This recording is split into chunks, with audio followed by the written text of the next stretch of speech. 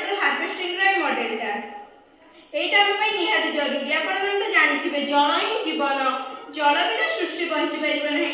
किंतु एबे भूतल जल स्तर कमिबे लागिछि, जहा द्वारा विभिन्न लोककर विभिन्न असुविधा हेउछि।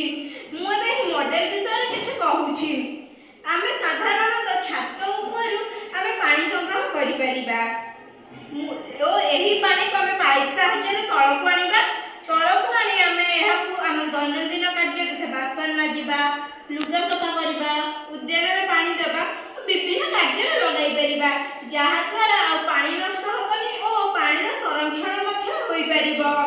एक्शन जहा द्वारा भूतल जलर परिमाण वृद्धि पाइबा एवं हमकु बहुत उपकार मिलिबो। तथा स्टार्ट कर भूगर्भस्थ जलस्तर क भूगर्भस्थ जलस्तर वृद्धि हेले बन्याके आमे नियंत्रण करि परिबा। स्टार्ट गो। वर्षा जल को संग्रह करी रखिले पानी रो अभाव दूर होए और यह सस्ता रे मध्य होई जे।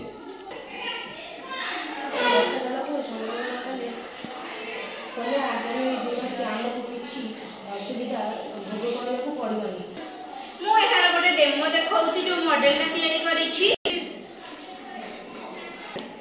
एठी देखो केमते हम वर्षा जल पड़िबो।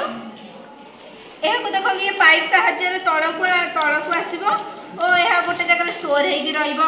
एठु आमे हम दैनंदिन कार्य माने बासन माजिबा कार्य करि परिबा। ओठी गछ अछि, गछरे पानी मध्ये देई परिबा, गछरे पानी मध्ये देई परिबा।